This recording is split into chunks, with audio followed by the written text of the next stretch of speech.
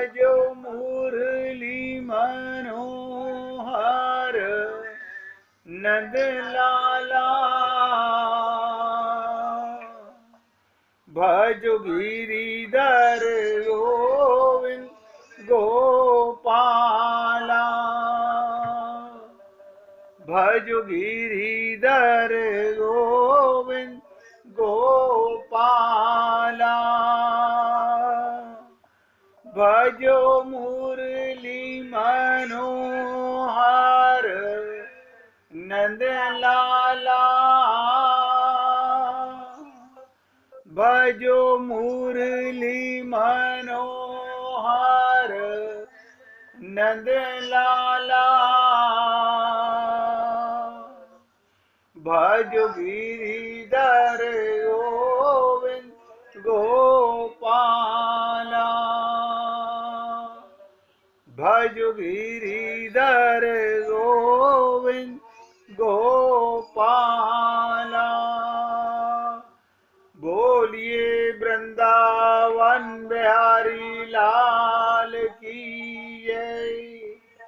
जय जय श्री राधे, जय जय श्री राधे। सभी भक्तों से निवेदन, बहुत एकाग्रचित्त होकर सत्संग के प्रत्येक शब्द को पूरी एकाग्रता और गहराई के साथ हृदयंगम करने का पूरा प्रयत्न करें।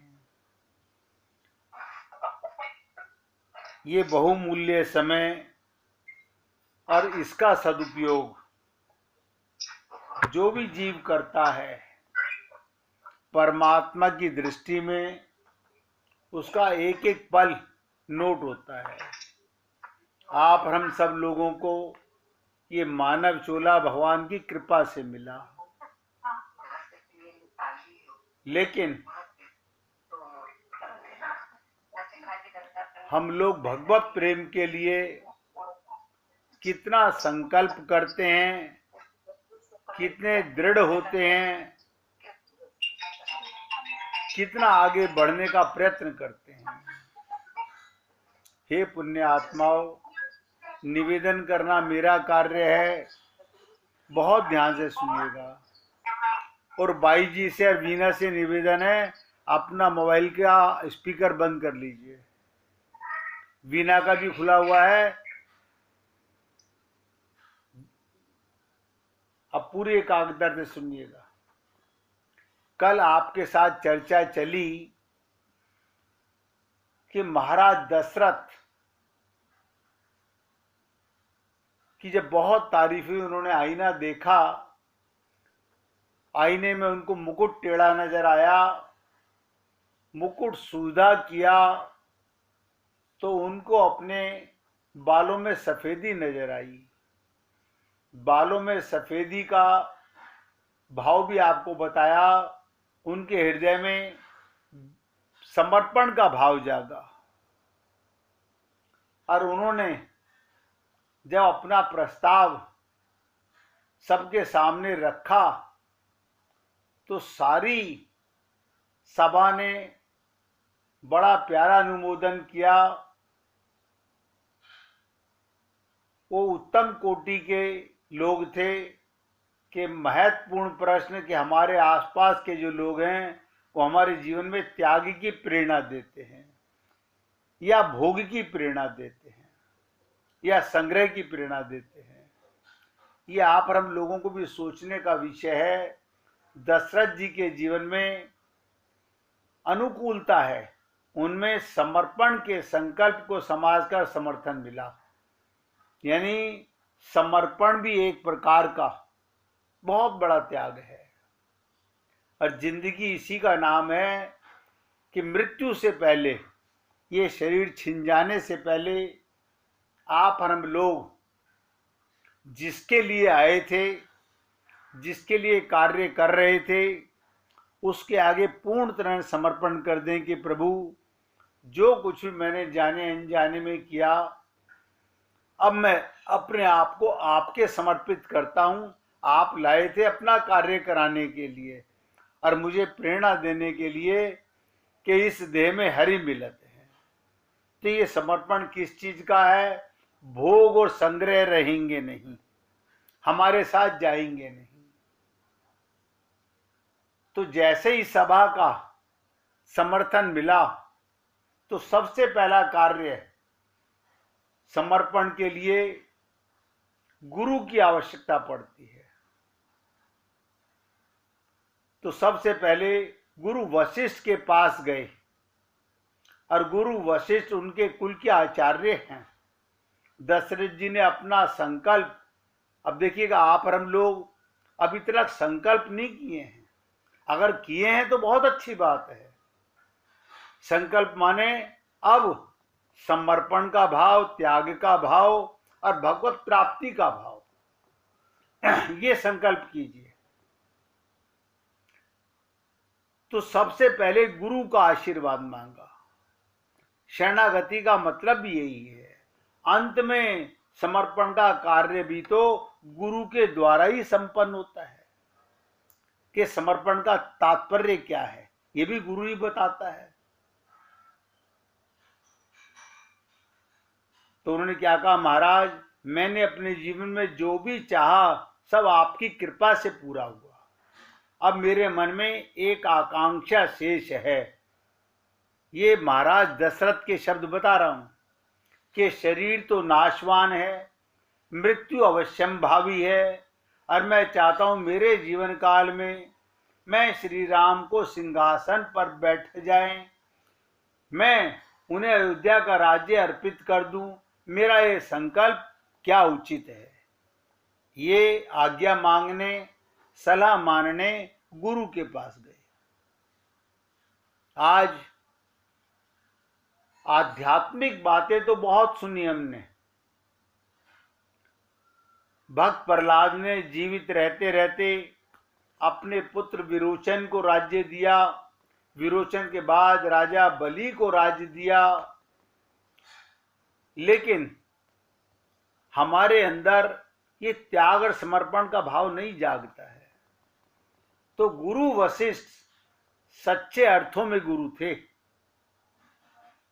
इसके विपरीत कुछ ऐसे भी गुरु होते हैं, मैंने कल भी कहा था, कि जिनके जीवन में गुरु का अर्थ बिल्कुल उलट जाता है। पुराणों में आगे चल के चर्चा सुनोगे, एक गुरु शुक्राचार्य भी हैं, और मैंने बताया उनकी एक आंख फूट गई, भगवान ने उनकी एक आंख फोड़ दी। यानी भगवान ने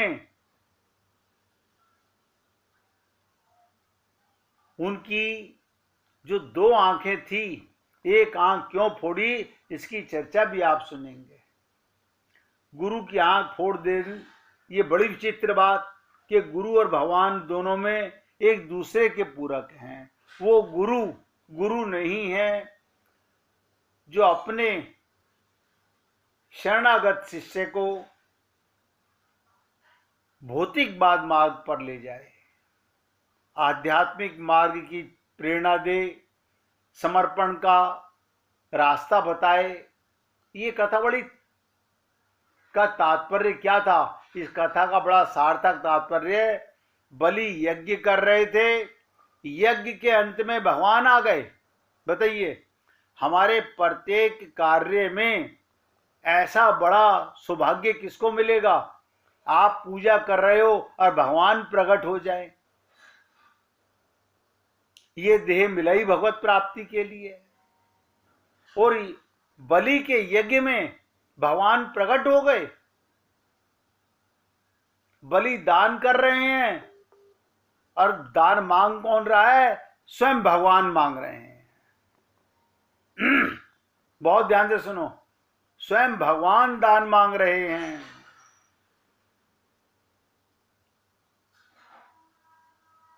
ये तो यज्ञ की सफलता और बलि की धन्यता की पराकाष्ठा हो गई। जिसके यज्ञ के समर्पण को स्वीकार करने स्वयं भगवान आ गए। आप सोचिए, किसी दिन आप ठाकुर जी का भोग लगा रहे हो, लड्डू गोपाल का भोग लगा रहे हो, और वो आपके सामने प्रसाद पाने लग जाएं तो कितना बड़ा सौभाग्य होगा। उसके यज्ञ की इससे बढ़कर समग्रता और कोई नहीं हो सकती। गीता में भगवान श्री कृष्ण कहते हैं, अब पूरी एकाग्रता से सुनिएगा, 9वें अध्याय का 27वां श्लोक, सर्व समर्पण का मतलब क्या। आप और हम लोग अपने अपने गुरु से कह देते हैं, भगवान से कह देते हैं, प्रभु जी हम आपकी शरणागति में आए हैं, लेकिन सर्व समर्पण नहीं कर पाते। भगवान गीता के 9वें अध्याय के 27वें श्लोक में बता रहे हैं अर्जुन को, यत् करोषि यत् श्रासी यज्जुहोषि ददासी यत् पश्यति कौन्ते तत् कुरुषव मदर्पणम। क्या मतलब, हे अर्जुन तुम जो कुछ भी करते हो, बहुत ध्यान से सुनो, आप और हम लोग भी रोज यही कमर करते हैं, और आज ये गांठ मार लीजिए, अगर कल्याण चाहते हो तो सर्व समर्पण का मतलब क्या। भगवान श्री कृष्ण ने गीता में बहुत सुंदर समझाने का प्रयत्न किया, लेकिन हम लोग सुनते तो हैं, भूल जाते हैं। तो भगवान क्या कह रहे हैं, अर्जुन जो कुछ भी तुम करते हो, अब आप कहेंगे हम तो बहुत काम करते हैं, भोजन करते हैं, यज्ञ करते हैं, दान करते हैं, तपस्या करते हैं। ये तो मैं आपको 4-5 बातें बता रहा हूं। भगवान तो कहते हैं जो भी कुछ करते हो सब मुझे अर्पित कर दो, बस। यानी ये अर्पित कैसे कर दें, किसी कार्य को अपना मान के मत करो, सब कार्य मेरे लिए करो। अब आप सोचिएगा, हमारी यहीं पर अज्ञानता निकृष्टता रह जाती है। हम लोग अपना भाव ले आते हैं, अलग से अपने परिचय में आ जाते हैं। हम लोग भूल जाते हैं कि सर्व समर्पण का मतलब क्या है। हम कहते हैं हाँ मंदिर गए थे पूजा करने के लिए, अब क्या कर रहे हो, रसोई बना रहे हो, किसके लिए, अपने परिवार के लिए। यानी रसोई बनाना, परिवार की सेवा करना, माता पिता की सेवा करना, पति पत्नी की सेवा करना, बच्चों की सेवा करना, ये भगवान की सेवा नहीं है। यानी हमने अपने मन से ये भाव बना लिया, ये मेरा काम और ये भगवान का काम। यानी हमने द्वैत कर दिया, ये हमारा है, ये भगवान का है। पूजा भगवान की, पाठ भगवान का, दिखावा भगवान का, अब प्रेम हमारा अपना। तो सर्व समर्पण कहां किया। हम तो कहते हैं हर सांस आपका भगवान के निमित्त होना चाहिए, लेकिन ये अंतिम परिणति होनी चाहिए, सर्व समर्पण। लेकिन बलि की समस्या क्या है, पूरी एकाग्रता से सुनिएगा। बलि की समस्या क्या है, भगवान को पहचानना बड़ा कठिन है। क्या आप और हम लोग भगवान को पहचान सकते हैं? नहीं। अगर भगवान मुरली लेके आ जाएं तो हम पहचान लेंगे, भगवान धनुष बाण लेकर आ जाएं तो हम पहचान लेंगे।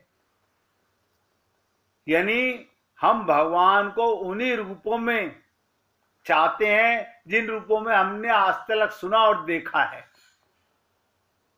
भगवान को पहचानना इतना आसान नहीं है। अगर आप और हम लोग भगवान को पहचान सकते होते तो अब तक पहचान चुके होते। क्या मतलब, अरे आपके घर में कौन रहता है, भगवान।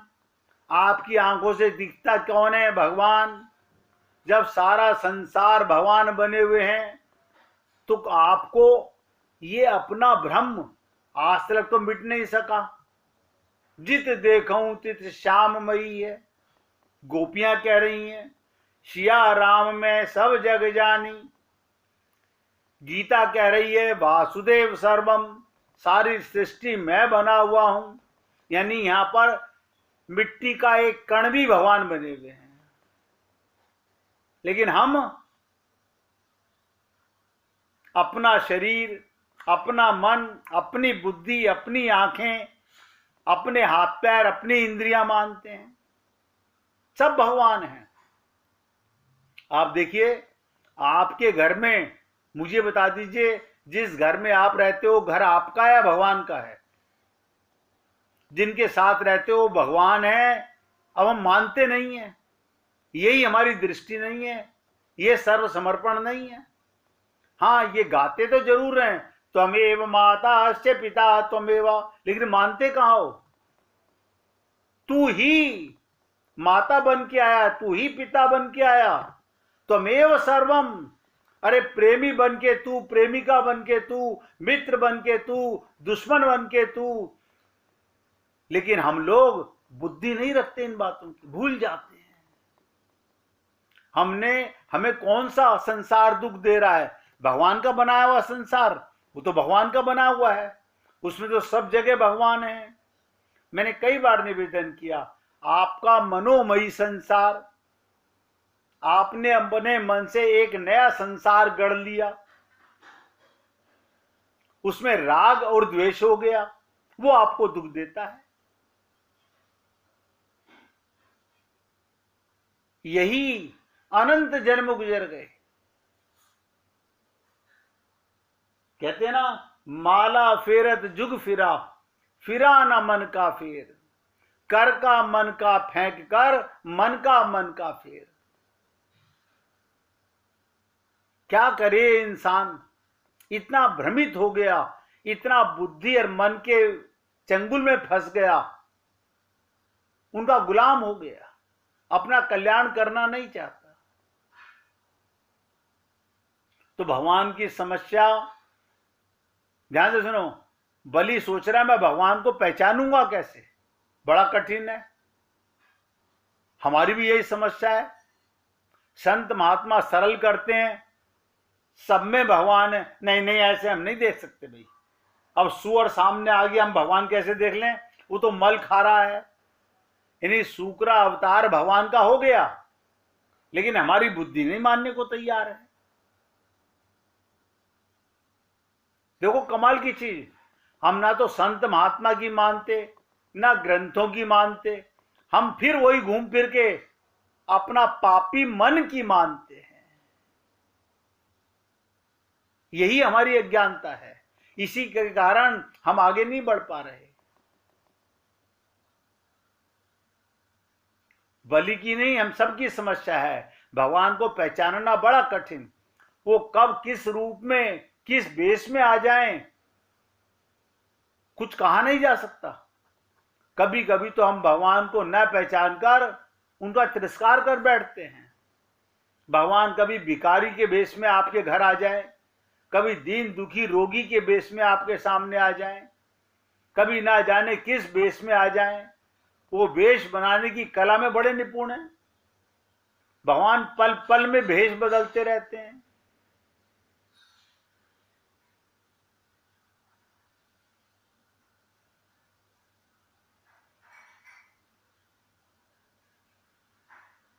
भगवान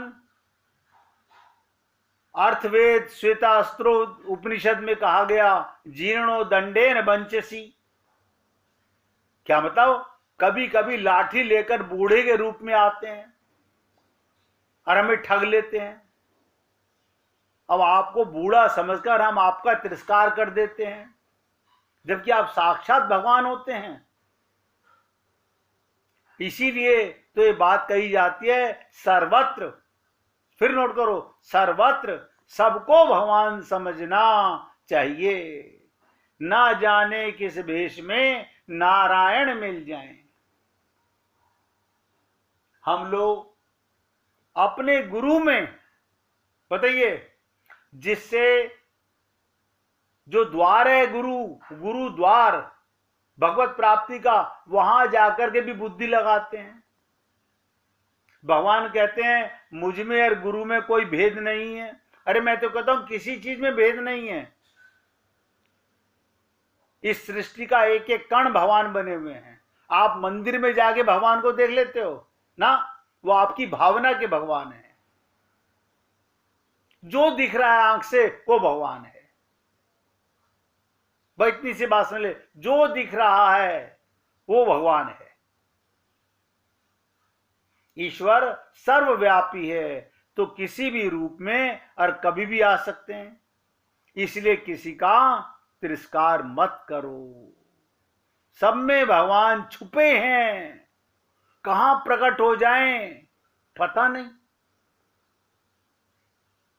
हद हो गई। यानी 24 घंटे दिख रहा है भगवान, हम नहीं मान रहे। 24 घंटे भगवान दिख रहा है।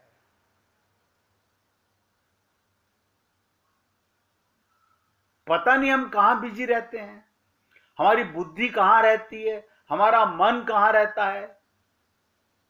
क्योंकि हमने जो मनोमयी संसार बना रखा है, एक भगवान का संसार और एक हमारा बनाया हुआ संसार, हम उसमें घूमते रहते हैं।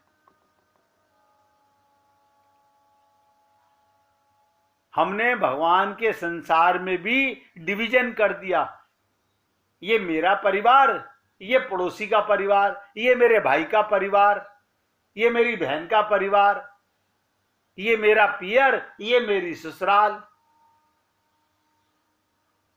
भगवान सब जगह बराबर है। लेकिन हम बुद्धिमान हैं, हम भगवान के भी पिता बनने पे लगे हुए हैं। सोचो बार बार, भगवान गीता में बता रहे हैं समर्पण का मतलब सर्व संपूर्ण चीज जो कर रहे हो भगवान के निमित्त करो। ईश्वर सर्वव्यापी है, वो किसी भी रूप में कभी भी आ सकते हैं। इसलिए हे पुण्य आत्माओं, सब में भगवान छुपे हैं, कहां प्रकट हो जाएं कोई नहीं जानता।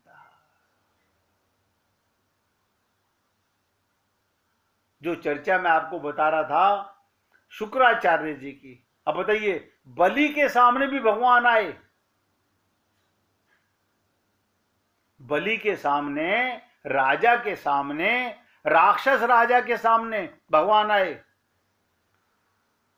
क्या शंख चक्र गदा पद्म धारण करके आए? गरुड़ के ऊपर बैठ के आए? ना ना।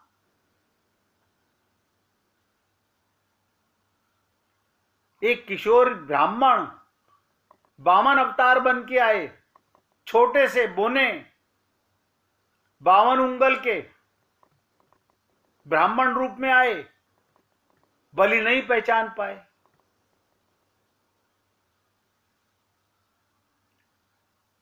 आप बताइए, कोई मां सोच के बताए, यहां तो काफी गोपियां विराजमान हैं, कोई बताए जब आपने बच्चे को जन्म दिया, बच्चा पैदा होते ही रोने लगा, आपने कभी सोचा नहीं अरे मैंने और मेरे पति ने जो संभोग किया था, उसे रोता हुआ बच्चा ये कैसे पैदा हो गया? ये आंख कहां से आ गई इसमें? किस मां ने बाप ने आंख बनाई उसकी? कैसे बनी? कैसे उसका चेहरा बना? कैसे उसके हाथ पैर बने? लेकिन हम मूर्ख हैं। परमात्मा तुम्हारी ही कोख से जन्म ले रहा है, हम नहीं पहचान रहे। अरे भगवान के साथ ही तुम्हें पता इतना नहीं चलता, तुम्हारा संभोग भी भगवान के साथ ही हुआ था। कोई मुर्दा संभोग नहीं कर सकता। लेकिन हमारी बुद्धि नहीं, कुबुद्धि है, पत्थर पड़े हुए हमारी बुद्धि में।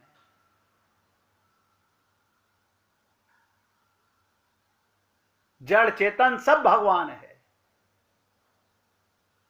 तो बलि के सामने भगवान जैसे प्रकट हुए, वो नहीं पहचान पाए।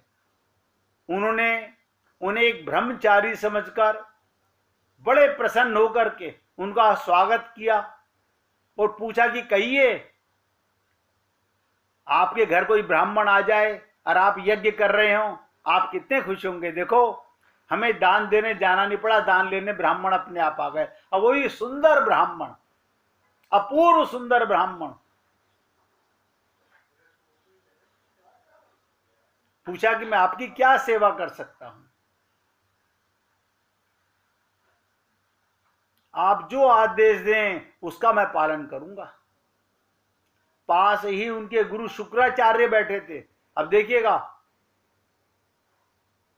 अब गुरु की आवश्यकता पड़ती है भगवान को पहचानने के लिए, भगवान को जानने के लिए, अपनी मति को, अपने बनाए हुए संसार को मिटाने के लिए।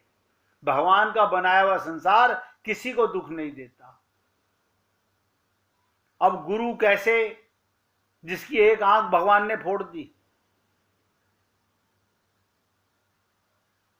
1 मिनट भगवान का कीर्तन करेंगे, उसके बाद चर्चा करेंगे। हरि बोल, हरि बोल।